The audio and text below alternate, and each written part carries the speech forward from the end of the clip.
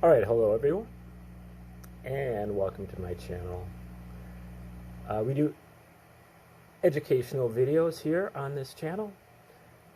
Particularly, we probe deeply into great theories of everything. Ancient and modern, but mostly obscure. People you probably never heard of, or things you've never heard of. But if you did and did a deep dive, they could very positively affect your life, especially in terms of your paradigm shifting, your awakening to 5D consciousness, and your formation of a holistic worldview, along with your quest for better physical, mental, and spiritual health. Today is the 46th video that we've done on Daniel Ingram, Dr. Daniel Ingram, and his book called Mastering the Core Teachings of the Buddha. This is a book on Buddhist practice, in particular meditation, in particular insight meditation. If you are blinded by Western religion, you may think that Buddhism is more of a religion and that you could reject it like that, but it's really just, as far as this presentation is concerned, this is a method, this is a process, this is a science, this is a technology. If you do something, then something else will happen. It is reproducible, and but you have to be able to have enough control of your mind to execute the plan. And that only comes through practice, and a lot of it. Ingram spent a lot of time over in the Far East doing Buddhist meditation retreats, meditating 18 hours a day for months at a time, soaking up knowledge from monks that have a tradition that goes back thousands of years, and just, reading all the books on the topic, ancient and modern. So we are in, I believe this is chapter 31, which is on the stages of insight. When in Buddhist meditation, insight meditation practice, there is a predictable sequence of mental states or stages that one goes through as they are doing insight meditation, which is really opening up to the 6 sense doors, the 5 senses and the mind, and investigating all of the phenomena for the 3 characteristics, which are impermanence, unsatisfactoriness, and not self. And by doing so, you go through these different stages. And he is, we are in stage 10, reobservation, which is the final stage of the dark night of the soul. Otherwise, he calls that the 3rd insight jhana.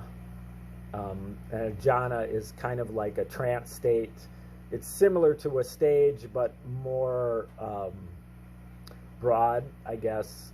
And the dark night corresponds to stages 5 through 10, which are dissolution, fear, misery, disgust, desire for deliverance, and reobservation.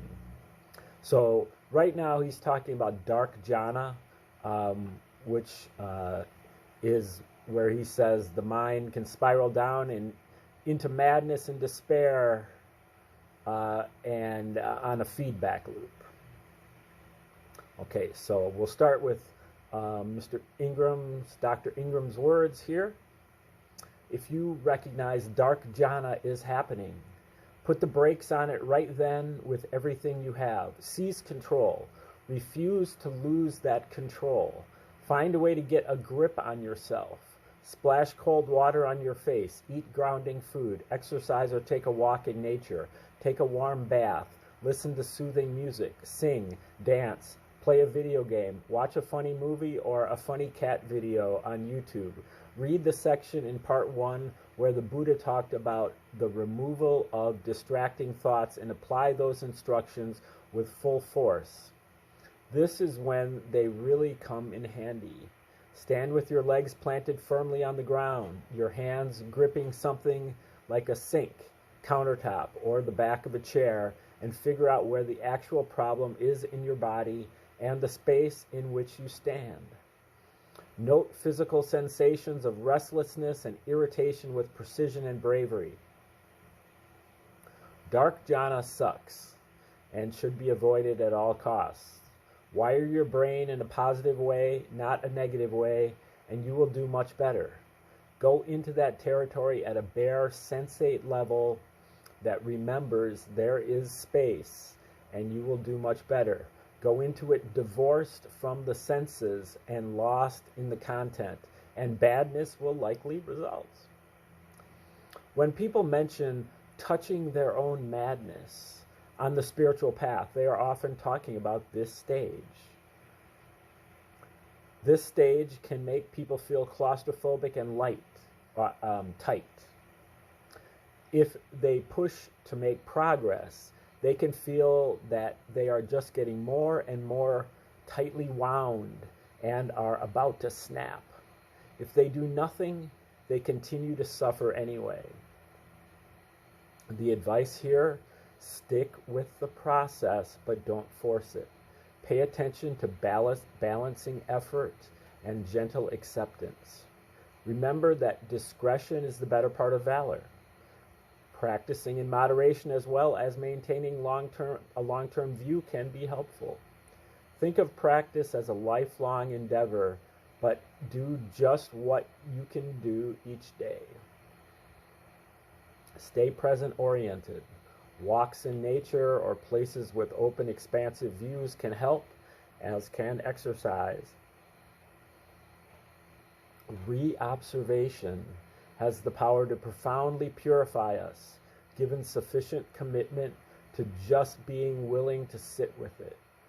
Be clear, precise, and accept all this despite the pain and anguish, both physical and mental, that it can bring. If you are on retreat, let the teachers know what is going on immediately. Sit and walk according to the schedule. Apply the technique as prescribed every second, if humanly possible, and do not leave the retreat early. Remember, applying the technique means seeing everything arise naturally, without anything having to happen at all. This can really take the pressure off, a pressure that really doesn't help in this stage. There is a way to keep practicing well that nevertheless drops the unskillful aspects of striving, which are pulling you away from each moment. Other than just sticking to the schedule, not a lot needs to happen beyond what is already happening. Thus, and very critically, you can't power this stage, but you can try to accept and synchronize with what is going on at a direct experiential level. Again, if on retreat, try walking outside as opposed to inside if logistically possible. Reclining sometimes rather than sitting might help, but some will find the restless energy too much, in which case walking may help.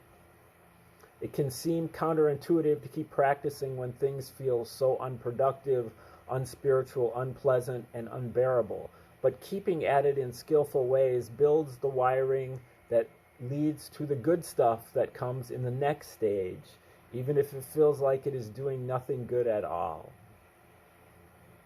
This stage is a profound opportunity to see clearly the pain of the dualistic aspect of our attachments, aversions, desires, hopes, fears, and ideals, as our awareness of all this has been amplified to an unprecedented level. At its best, it is very humanizing and very emotionally honest. This is the stage that makes possible the path of heroic effort. the diligent investigation of this moment based upon the powerful wish for awakening.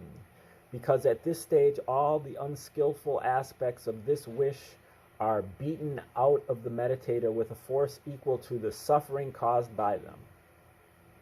You can get very far on highly imbalanced and goal-oriented practice, and it can provide sufficient momentum and meditation skills so that, should you get your ass kicked at this stage, you continue making quick progress anyway, even when you drop off the unbalanced or imbalanced striving power and let the insight machine you have built coast somewhat on its own momentum. Again, if meditators stop practicing entirely at this stage, they can get stuck and haunted for the rest of their lives until they complete this first progress of insight. Not moving forward with practice at this stage will deprive meditators of its primary benefits, such as the increased perceptual abilities that allowed them to get this much insight in the first place. They teeter on the brink of meditative greatness. Remembering this will help increase faith, and it can take a lot of that to get through this stage. Good teachers will help students develop faith in their own abilities to handle these stages and to balance this with backing off if it truly gets to be too much. To get through the dark night on your own power and to get to equanimity, stage 11, is true meditative greatness. The next stage is fantastic, and what comes after it even more so. Thus, those who quit in these stages reduce their chances of ever getting beyond this stage, and the whole range of consequences, both physical and emotional, can remain long after the meditation skills have faded. Finding that balance, knowing what you can take and what you can't, is as much art as science, with no perfectly clear guidelines that can be given. However, we strongly need to consider that quitting in these difficult stages increases the chances of doing it again the next time it happens, as the way we practice creates pathways in the brain that will be stronger next time. This pattern of bailing on practice in the rough stages can create chronic dark nighters, meditators who just don't figure out how to move through this stage for a long time. You would be surprised how many of these people are out there. Their failure to unstick themselves may be due to their own psychological makeup, poor instruction, belief that the spiritual life is all about bliss and wonderful emotions, belief in unrealistic and absurd models of spirituality that do not allow for the full range of emotional and mental life, or chancing upon this stage outside the context of a well-developed insight tradition. I was a chronic dark nighter for over 10 years without having any idea what the hell was happening to me, so I can speak on this topic with some authority.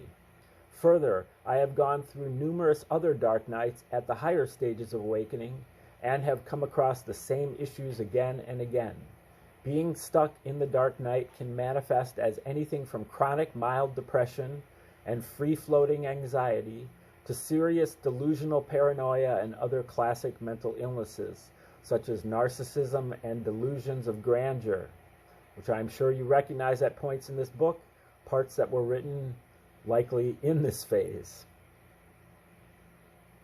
Dark nighters may act with a disarming mixture of dedicated spirituality, social conscience, compassion, and reactive darkness.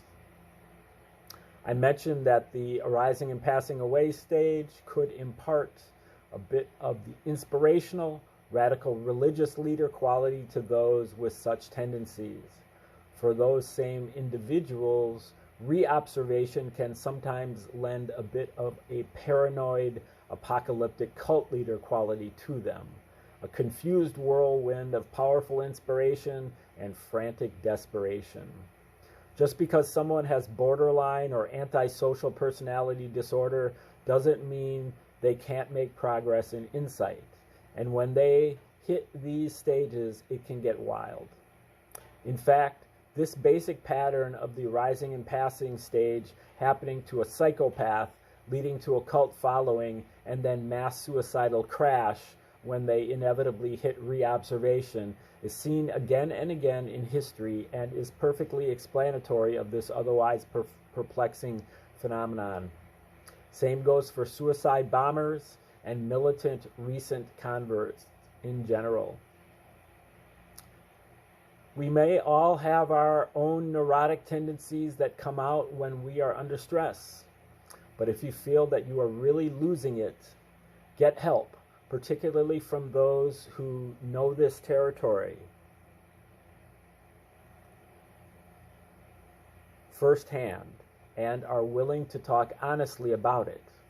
Don't be a macho meditator, go it alone, or get stuck. And don't imagine that spiritual practice can't cause some wild and sometimes extremely unpleasant side effects. One of the best things about working with thoroughly qualified and realized insight meditation teachers before we get into trouble is that they will have some idea of our baseline level of sanity and balance, and thus know what our capacity is and what we can manage.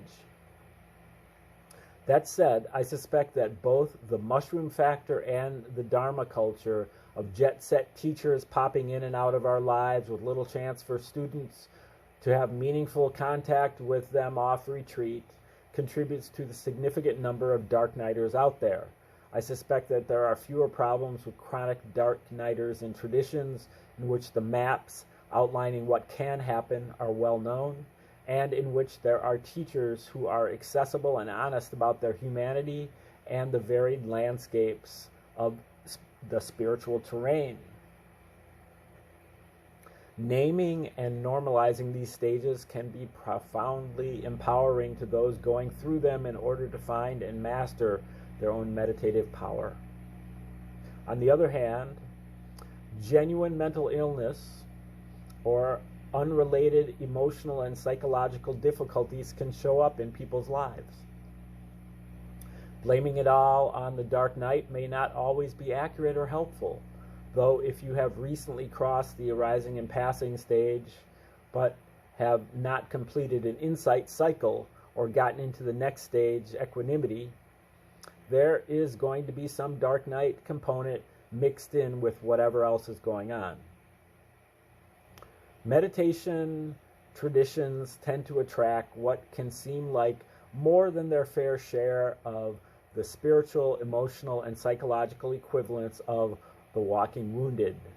Sorting out what's what can sometimes get murky and require the help of both those who know this insight territory and those who deal with ordinary mental illness and the emotional and psychological difficulties unique to the culture in which practitioners were raised.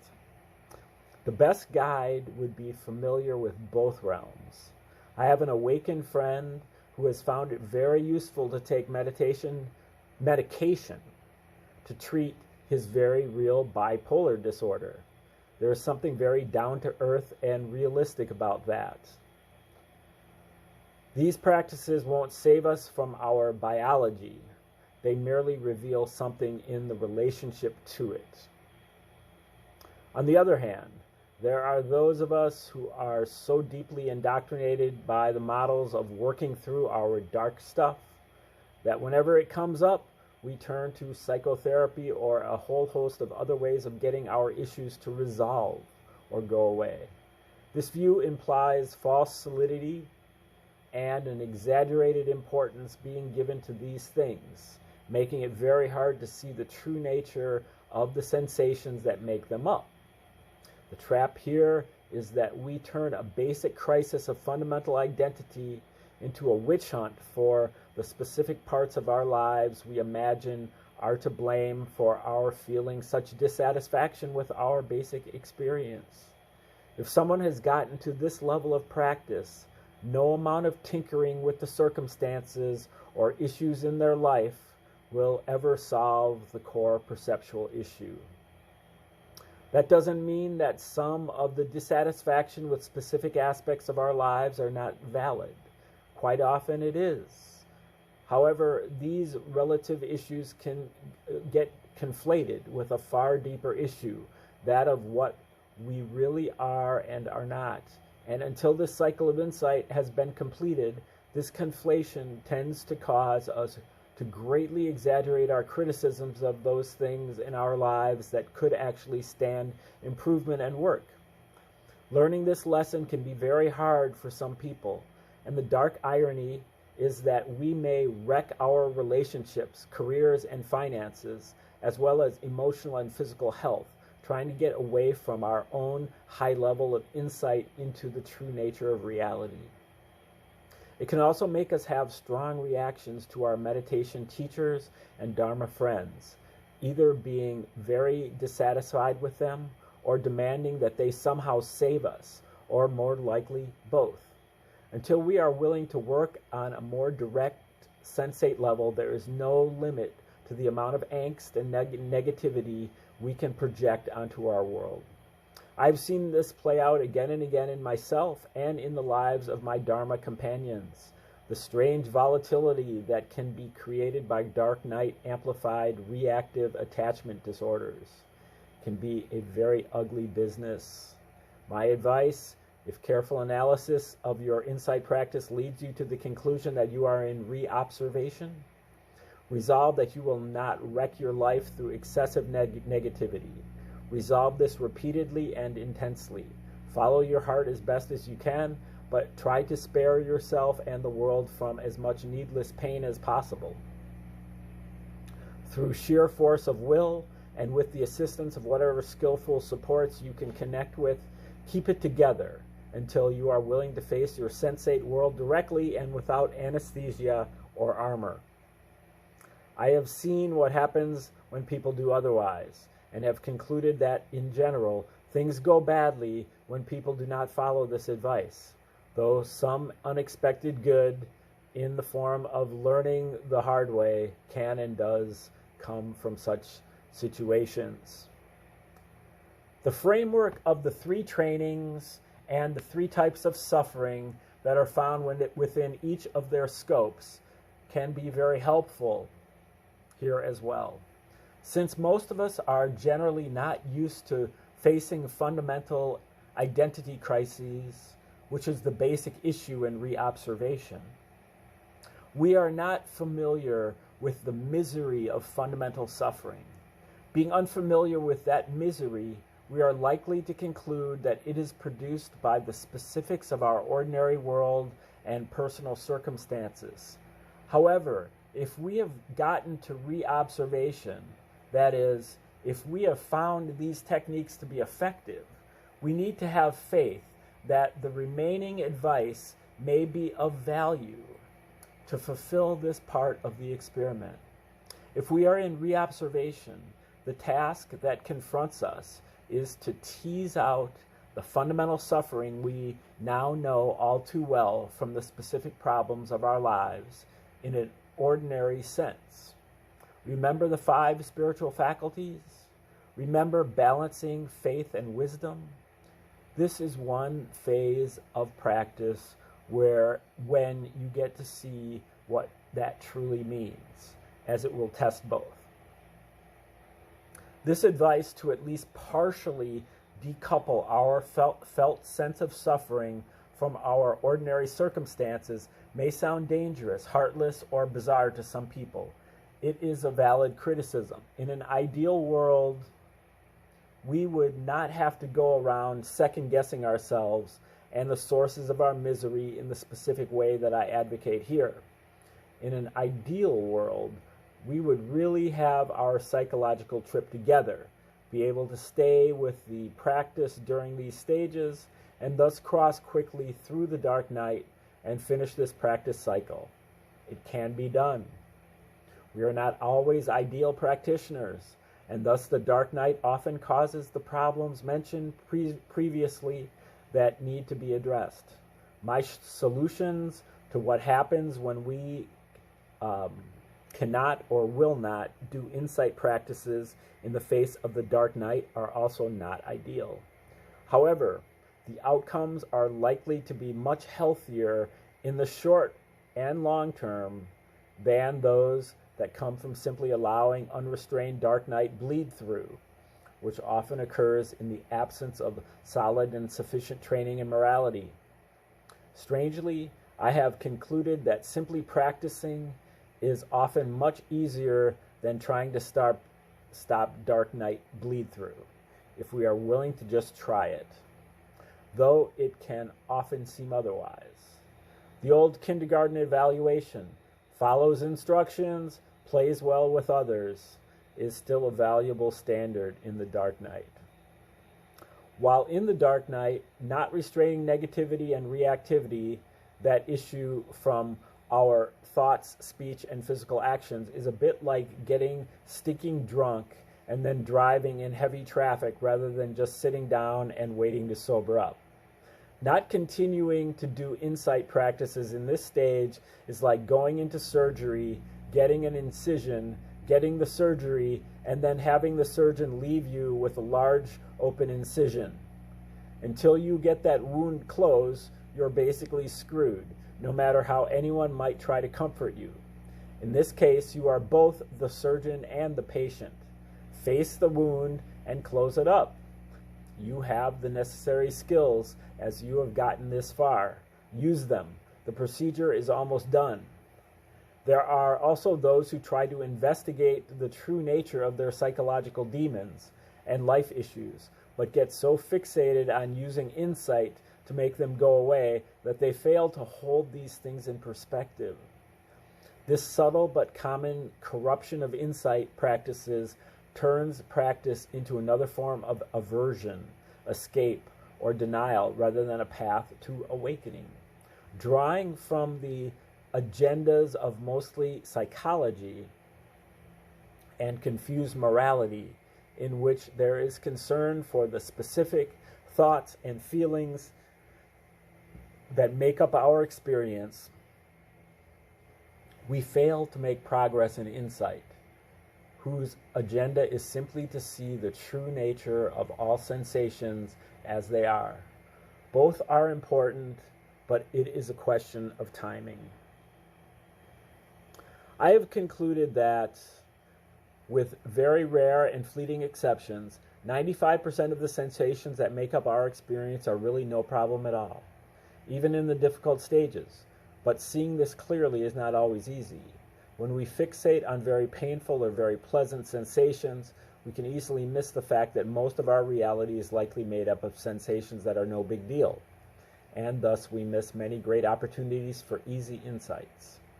Further, the dark night can bring up all sorts of unfamiliar feelings that we have experienced rarely, if ever, with such clarity or intensity.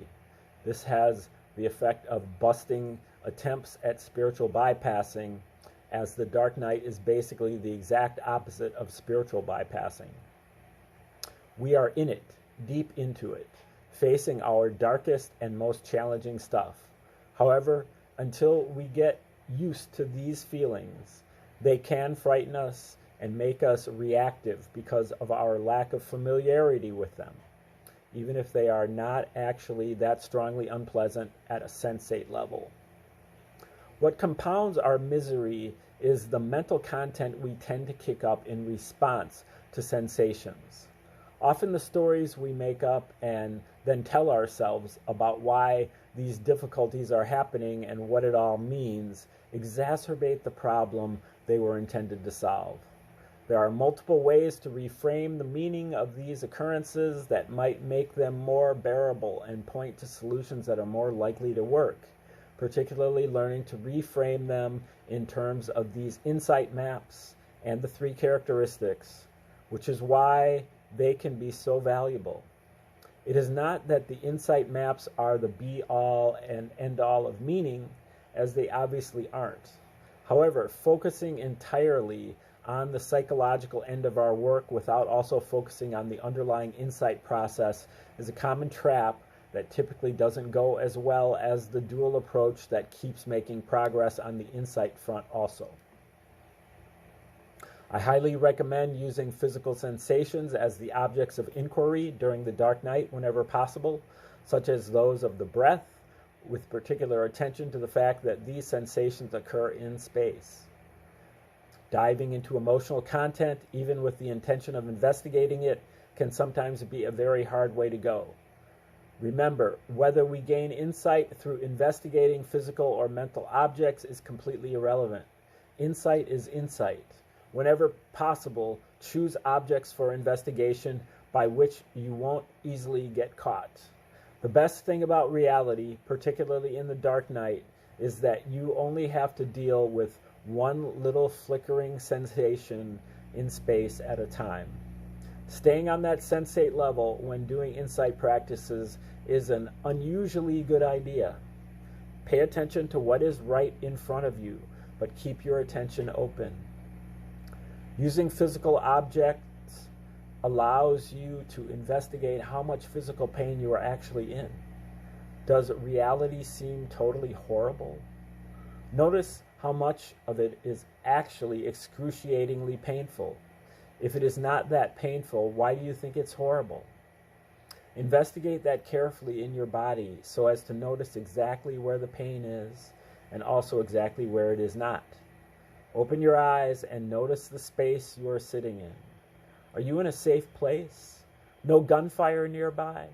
Have enough to eat? Decent water? Immediate threat to life or limb? If not, is that much fussiness, reactivity, and drama really necessary? Probably not. Sink into that down-to-earth, common-sense understanding and basic practical wisdom. Do some solid reality testing. Notice exactly what volume of space is really a problem and exactly how much of it is not. You will very likely find that the majority is not, and somehow your mind had forgotten that much, if not most of it is okay, and perhaps even pretty good or interesting.